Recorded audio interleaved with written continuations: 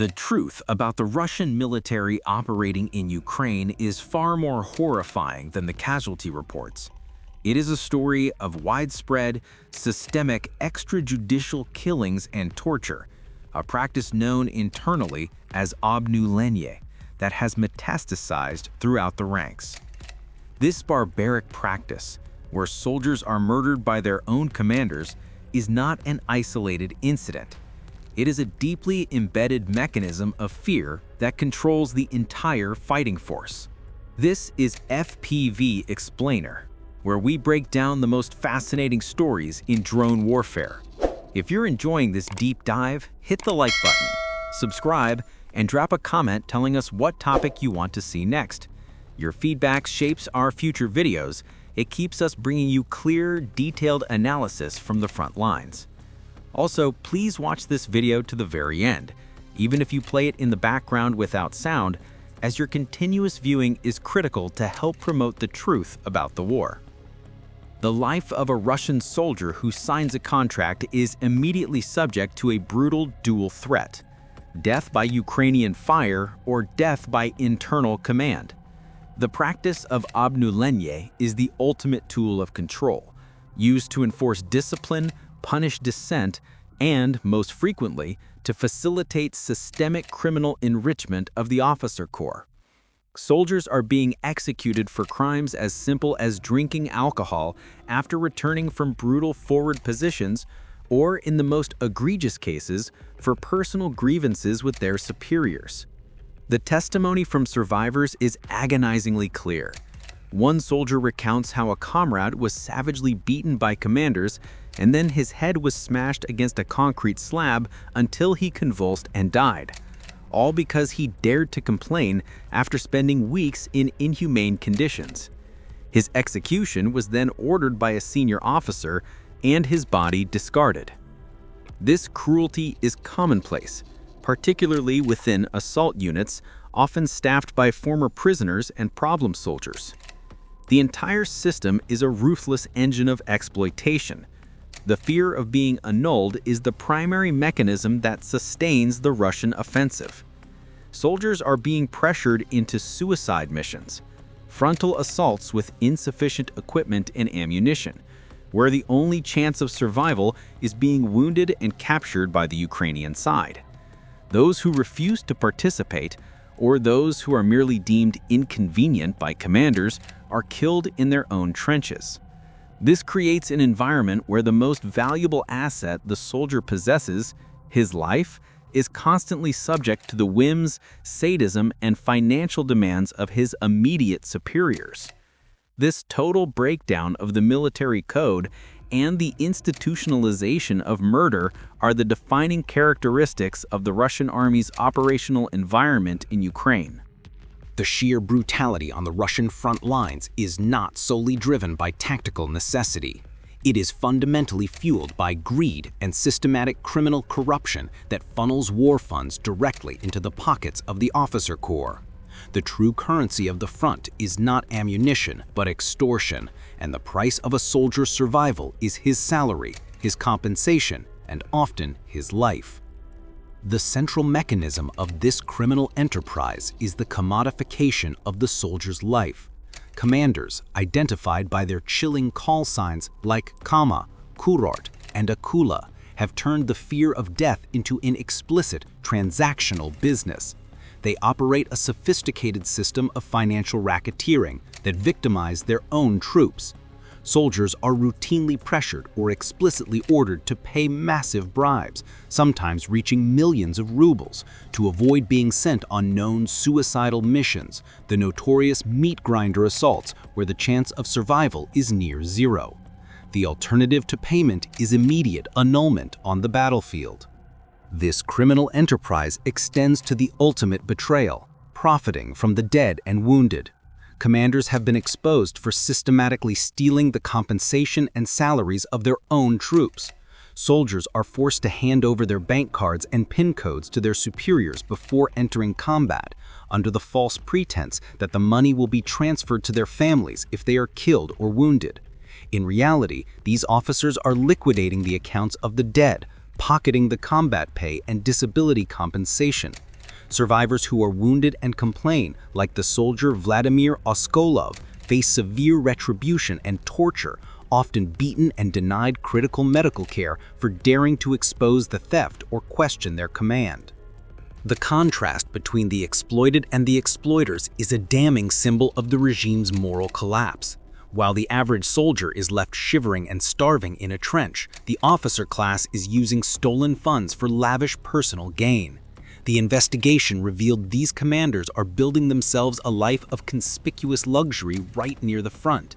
One commander was found living in an elaborately constructed apartment in the trenches, complete with new renovations and furniture, a grotesque testament to his criminal profits. Others are using the stolen money to purchase expensive civilian vehicles, demonstrating a profound arrogance and belief in their own untouchability. This environment of absolute corruption destroys military cohesion and morale.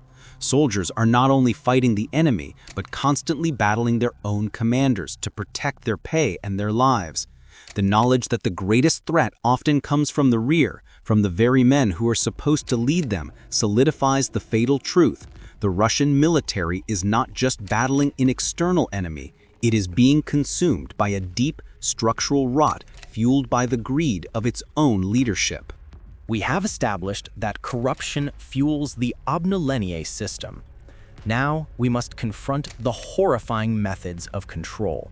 The systematic, codified torture and execution practices used by Russian commanders to terrorize and dispose of their own men. These acts are not random outbursts of violence. They are tactical tools designed to eliminate the disobedient and extract maximum fear. The most insidious method is the use of the soldier as a Mayachok, meaning beacon. This is a calculated, terminal military order where a soldier is intentionally sent into an active combat zone without a weapon or protective gear. The soldier's sole objective is to move forward and deliberately draw fire from Ukrainian positions. The enemy response, the inevitable blast of gunfire or artillery, serves two military functions for the Russian side. It reveals the precise location of the Ukrainian defenses, and it disposes of the unwanted, disobedient soldier. Those who try to retreat are often executed by their own commanders Zagradatriadi, confirming that the soldier's only path to survival is to be wounded and captured by the enemy. For those who survive the front but fall out of favor, a terrifying array of internal punishments awaits. The most common form of torture is the pit. Soldiers who returned from months of brutal fighting and sought solace in alcohol, or simply dared to complain, were rounded up and imprisoned in deep holes dug into the ground. These pits were often intentionally flooded with freezing water by tanker trucks, turning the punishment into a guaranteed health catastrophe. Survivors were counted being forced to stand for hours, struggling to keep their heads above the water, leading to pneumonia, kidney failure, and eventual death. This system, ironically referred to as banya, meaning sauna, is a slow, agonizing form of execution designed to break the soldier's spirit and body without leaving immediately obvious gunshot wounds. The cruelty is formalized and ritualistic. Soldiers who were thrown into the pit would often be subject to daily beatings with clubs and sticks, sometimes specifically named Zampolit clubs by their superiors. The most desperate form of obnuleniye was the forced combat ritual. Soldiers who were locked up together would be ordered to fight each other to death, with a clear instruction from the commander that only the survivor would be released. This is an act of total moral annihilation, pitting comrades against one another for the entertainment and convenience of the officers. Finally, the system leverages the very technology of the modern war for internal murder, the drone execution. In a horrifying twist of fate, commanders are using FPV drones, the key weapon of this conflict, to liquidate their own wounded and non-compliant troops. Soldiers who are already wounded, who have run out of ammunition, or who have simply refused a suicidal order are targeted by their own side.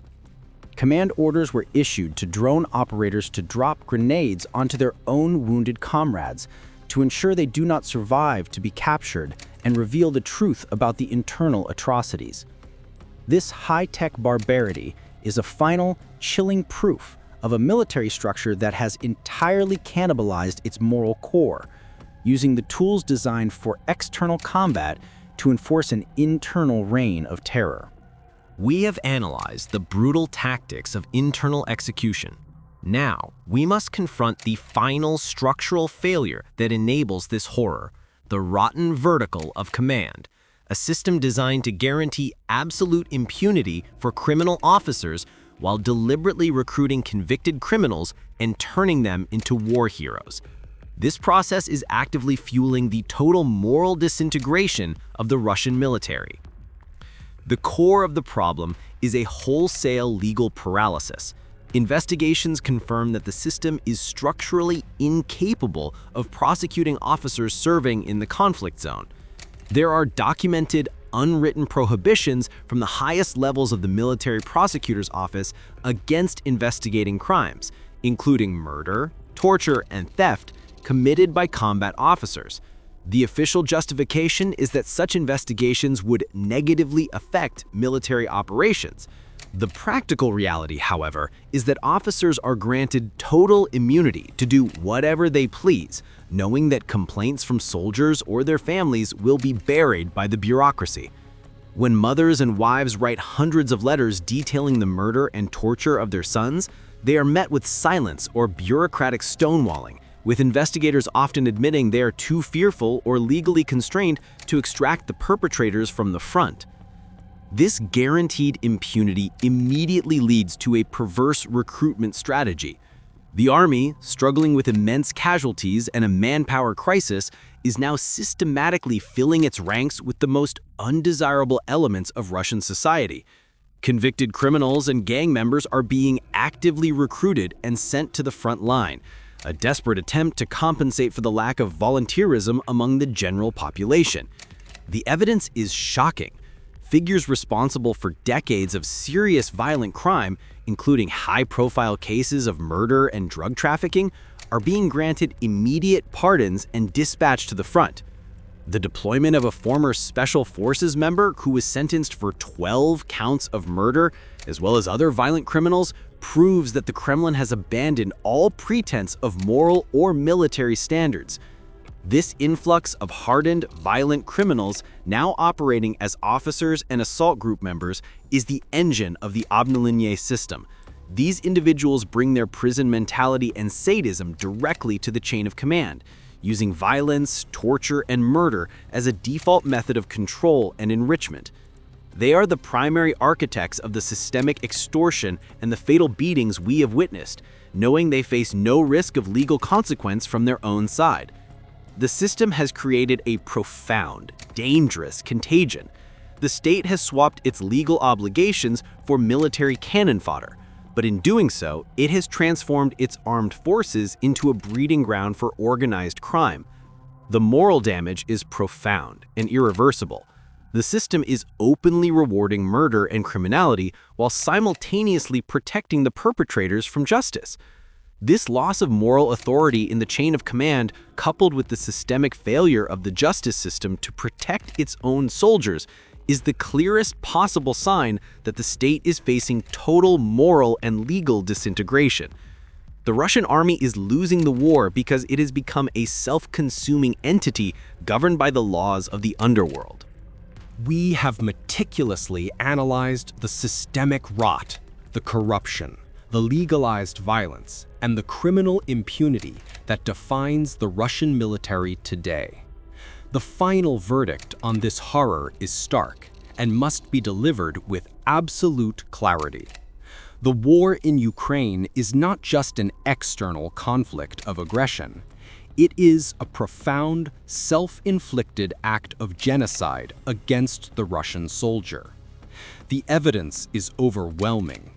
The systemic practices of obnuleniye, the use of the Mayachok soldier as a living target, the enforced torture in water-filled pits, and the theft of compensation from the dead confirm that the greatest threat to a Russian serviceman comes not from the enemy, but from his own chain of command.